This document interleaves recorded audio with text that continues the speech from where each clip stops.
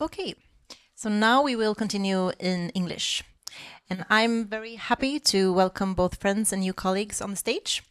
Together we will explore temporality, third place, slow urban transformation, and how temporary uses, when well executed, and shared spaces can drive more inclusive and attentive city making.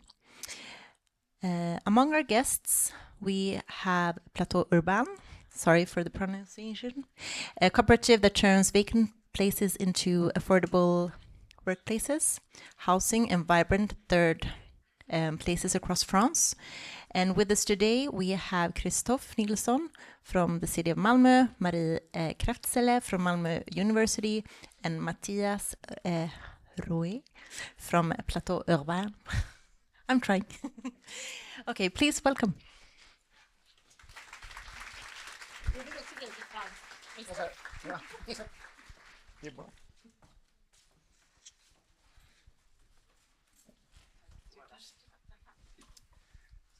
Hello.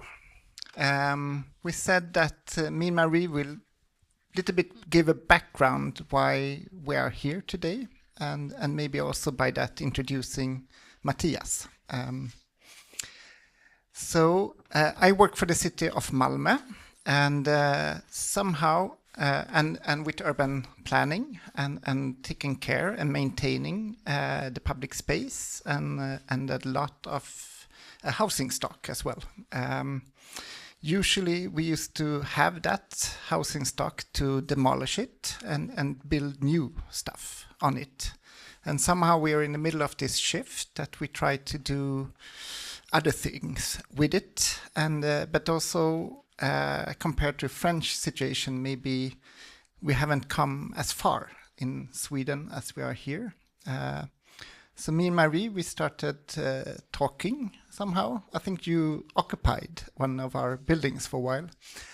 And somehow that led to a little bit formalized collaboration with the French Institute that we can shift kind of thoughts, and also both with cities in France and also with important stakeholders on these questions. So this is a starting point, and we will continue it tomorrow, and hopefully we can be quite a long collaboration that we kind of dig into these questions. And one thing is how we kind of to choose to keep the buildings and not tear them down. But the other question is the kind of human side. How are you going to maintain it, and what to use with it, and how do you kind of create some kind of professionality and tools about that? And I think that's the important and kind of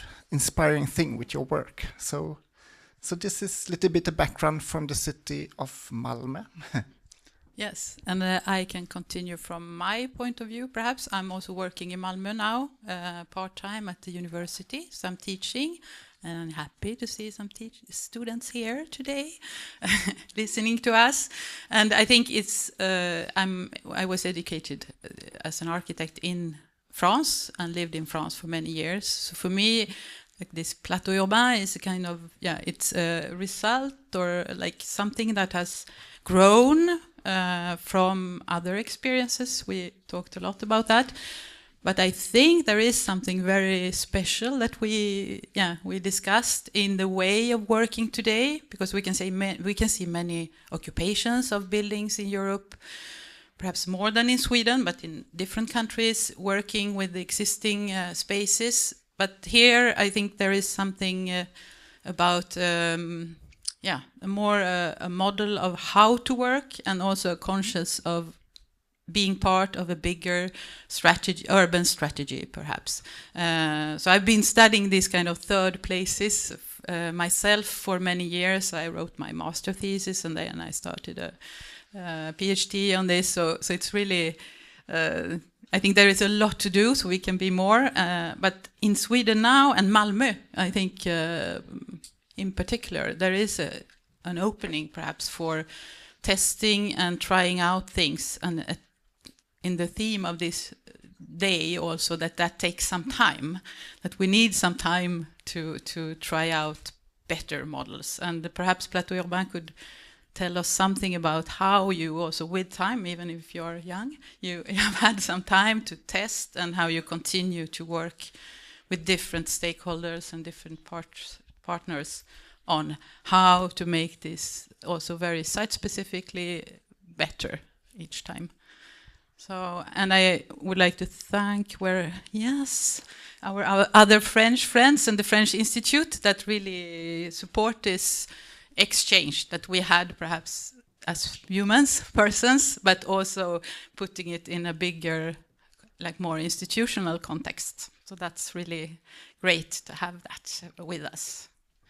But perhaps Mathias should talk and tell more about this Plateau Urbain that I saw, and some students, I don't know if some of them are here, but we made some study visits, and we were in one of the first places you occupied, and we couldn't really leave. It was very difficult to leave. Do you want this? Yes, thank you. So hello everyone, I'm delighted to be here. So thanks to the organizer, and thank you also to the French Institute for making my presence here possible.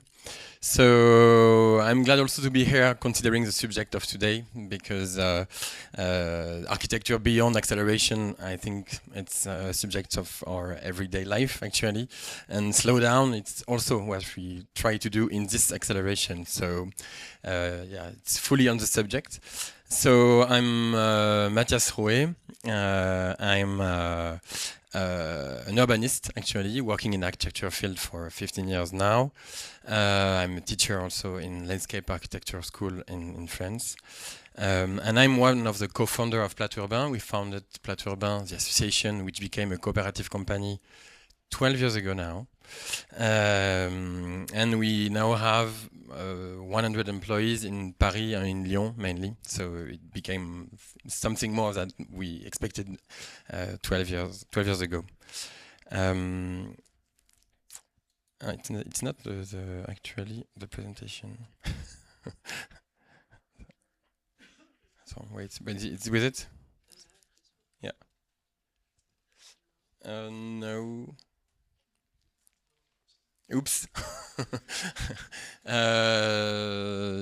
Yes, it's actually it's not. There was some slides in between, but yeah, it would be a challenge to. There was something like 6 missing in between. If you, or I can maybe put my computer if you want. But.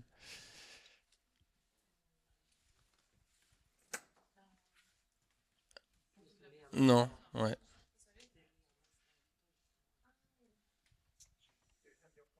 Yes. Maybe I can do it if you want, but.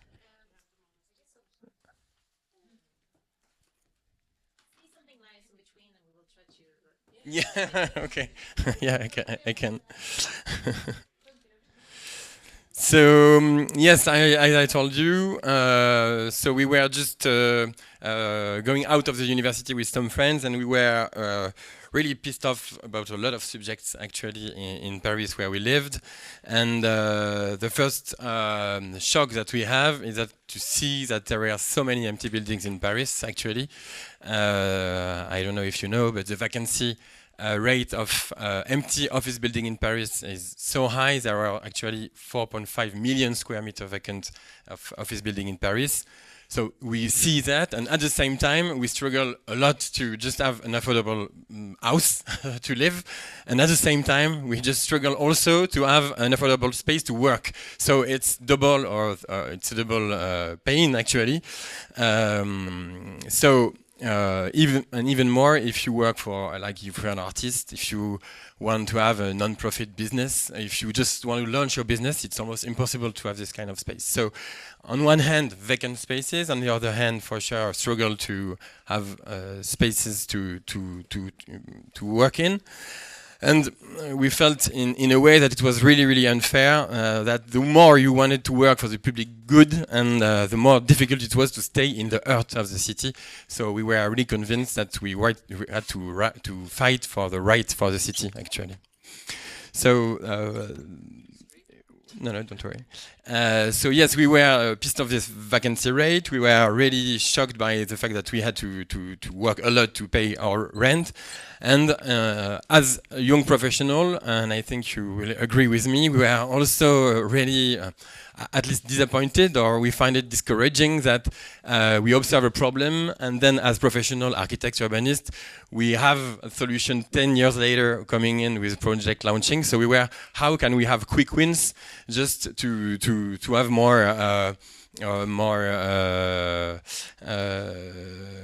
impact on our action, and just to have a smaller time between the facing the problem and have the solution. So this was, I think, the main diagnosis at the beginning, and we decided to found the association with this idea to contribute to transform actually the city in which we were living by creating affordable working and living space and fighting the vacancy. So it was mainly a social goal actually, and there are a lot of ecological implications in this kind of way of doing. So through the real estate analysis and discussion that we had at this moment with institutional owners, so private owners and public owners, we realized that so many buildings were empty before actually rehabilitation, and the owners were not opposed actually to temporary use. They just actually don't care. They just wanted the guarantee that the buildings would be returned after a few years. So we had to build the trust and the confidence with them. And I have to say that they had really low expectation on temporary occupation. It was a good thing, because in this in-between period, they will lend us the building for free, actually, as long as we took full responsibility on it. So on everything was going on in the building, we are responsible, and that's what they were looking for. So we decided to take the responsibility on the building, and they gave us the buildings for free. It was quite a struggle at the beginning to have this kind of deal, but we succeeded, and now it's another scale in mainly cities. So actually what we do is to link spaces without people, like these towers in the east of Paris, to people we have no spaces. And through call for offers, we open it publicly, and some magic happens sometimes, some poetry happens. Like, for example, here you have a craftswoman who has a loom on the third floor of on 30th floor of a tower, and she has a really low workshop on the tower here. So every time, what's the actual deal?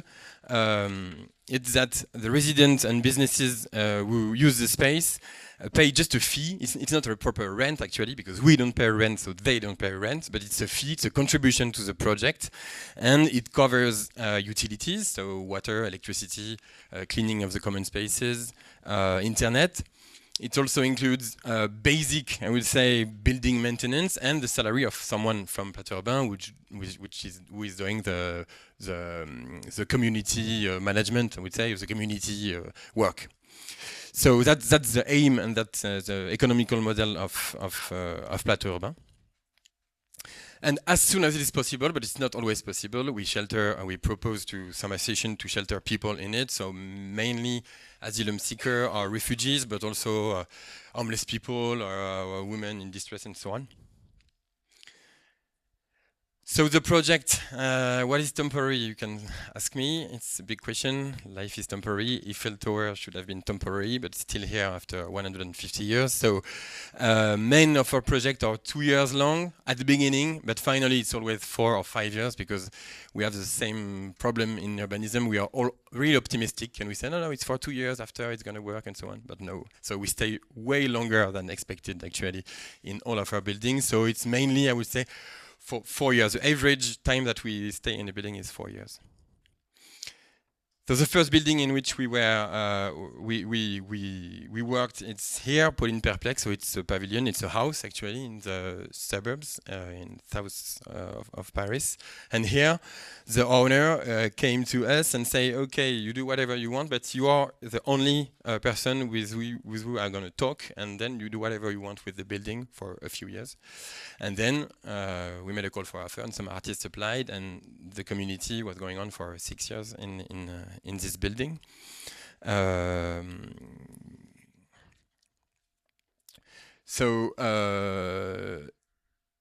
Here, sorry, excuse me. The owner wanted us to deal with him. We made a single contract. Actually, we are fully responsible of what happened there, and then we have a precarious occupancy agreement with him and a sub-occupancy with the people who are in the building. Then one of the big manifesto projects that we were running actually was Les Grands Voisins. Was for 5 years until 2015 and 2020. It's in the 14th neighborhood in Paris, so it's a quite rather wealthy neighborhood actually. And we legally occupied the former hospital site. It's 3.5 hectares, so it's really huge. A lot of buildings in it. And it was owned by a public developer, so Paris Métropole Aménagement. And his goal was to build a new eco-district, a housing district actually, with nearly 600 housing units and public facilities. And so what happened there? The place came back to life after a small moment of vacancy, and we, with other associations, Yes We Camp, Association Aurore, we proposed to 600 people to find emergency housing there. There were 250 businesses and artists who worked there on a daily basis. The site was full of events, conferences, parties for sure, and so on.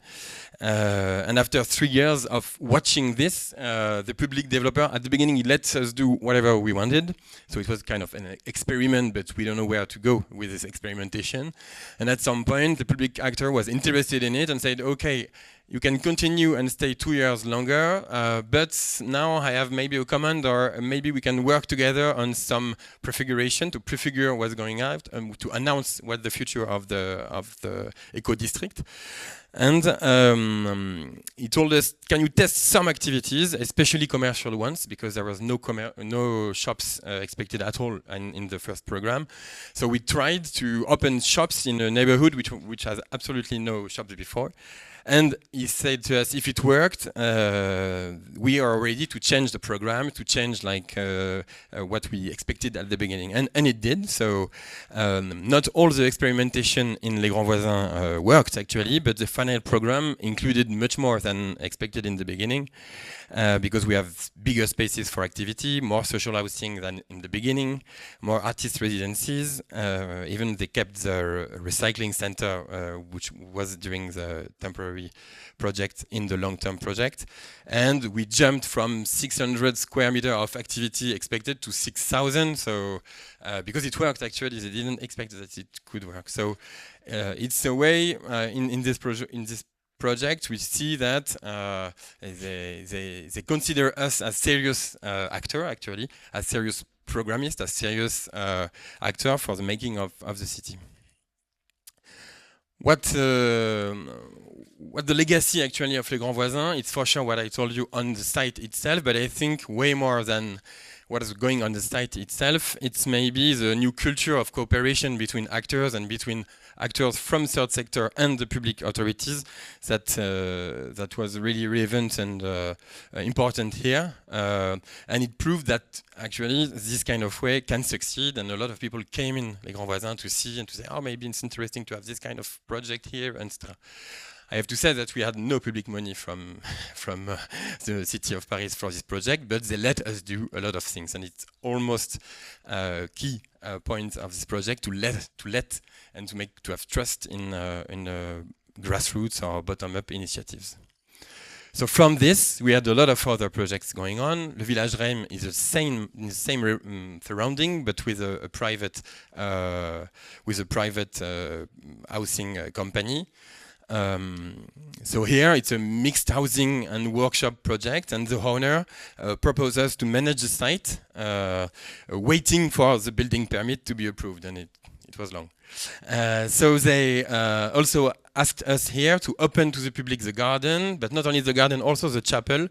And they said us, if it works, you can keep the chapel after on a long-term way. So we are now at the end of the occupation after 5 years, almost. At the beginning, it was 1.5 years, and it's 5 years now.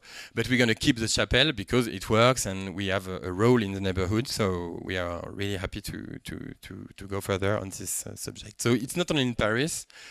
Here it's an example in Lyon. Les Grandes Voisines is a former hospital in the suburbs of Lyon, where we have 500 people, many refugees, living here.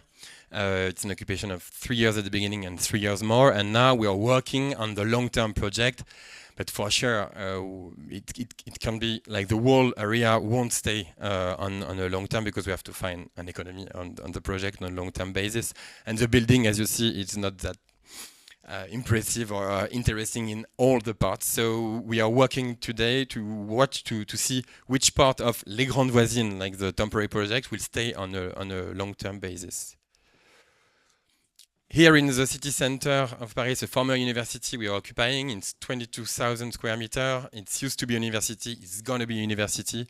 And in between, we are occupying it with university. So we are trying to invent or to prefigure what can be the university of tomorrow, a university where you can also work, we have a workshop, where there are a lot of concerns, so way more open universities than the casual university in France. So if you come in Paris, come. It's close from Jardin des Plantes or the Great Mosque. So it's open to public. And the biggest building that we have is not a building, it's a block actually. So it's here. So it's the whole block in between the city hall and the Seine River. So as you see, we came from the margin of Paris, the small pavilion, to now, it's 10 years, after 10 years, in the most central area you can ever imagine, I think, in Paris. It's the whole block, and here we have 500 residents, so artists, craftsmen, social organization, and so on.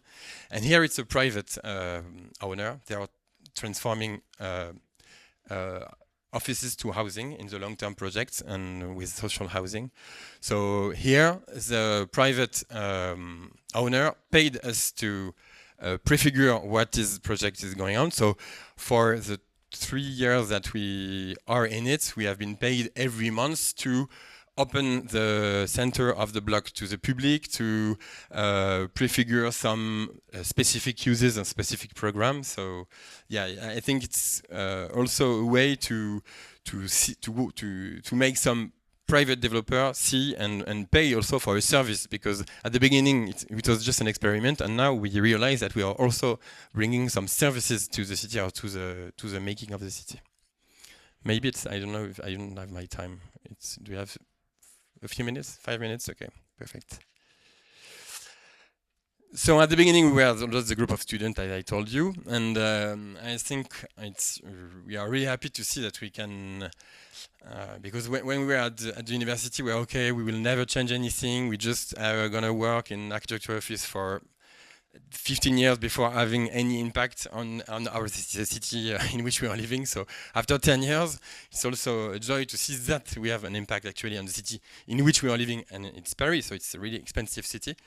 So now we have reused actually, so never build anything, but reused 160,000 square meters.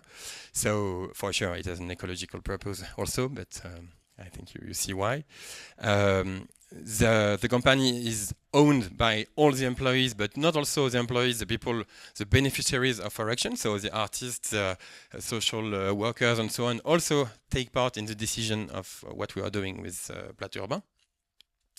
And we mainly run projects in Paris and Lyon, but maybe soon in Nantes, maybe in other cities. But the goal is not to have proper managing in every site, is to help some people or association in other cities to convince the local authorities to give them the building and so on. So in a few years, it became also a part of public policy. So some metropolitan areas, not all the metropolitan areas, but are trying to help to develop this kind of practice, but because they have an interest in it, for sure. So Paris made its proper chart. So it's a chart which invites public and private owners to use vacant building to do something with it. So they don't give money or they don't have a public fund for temporary occupation, but still the chart is a way of inviting the other actors to do it. But Lyon, for example, has a proper real public policy on temporary occupation. Here I have a map of all the temporary occupation in Paris for 10 years now. So there are 240. So the colors, it's the main theme, I would say, of the occupation. Lyon did the same. So Lyon is 55, I think now. So yeah, it's begin to be something. Still, we are still fighting the same challenges, because I told you 10 years ago it was 3.5 million square meter vacant in Paris. Now it's 4.5 square meter vacant. So we have a lot of stuff to do, actually. People always struggle to have spaces, and people want small spaces, and the offer, the supply actually is always huge. It's 1,000 square meter open space, and owner came to us, oh, I have this amazing vacant 1,000 square meter place, and the artist wants 10 square meters, so we have to invent a way of matching demand and supply. The difficulty to host and to give a home to refugees or people who need a home is still more difficult even more now than 5 years ago. We have a lot of difficulty to open new buildings on this subject especially, but it's a national subject. And it's the subject also, I think, of this conference and day. We also see that not all the buildings can be reused, so we are trying to invent methodology on different types of building. Warehouses are not office building, and a house is not. So here it's kind of typologies of buildings that we occupied actually for many years. So it's quite different, and every has its own goals but still, I think it's important to make you see that it's possible in different typology of building. And now, after a few years, for sure, temporary occupation is interesting to make experimentation, to prefigure, to even answer to emergency problems. But we are also with other French actors trying to fight for social real estate, actually, and to make it a reality. And now that we have a more capacity of investment and so on, to buy actually buildings to give to our communities. But I would say the impact of temporary occupation is really wide with really huge building. And when we want to buy, we are struggling with the real economy, and here we buy some little stuff for now, but especially ground floors, because investors and developers don't know what to do with the ground floors, so it's cheaper actually now. So we are buying ground floors to make this kind of third places and community going on. That's it.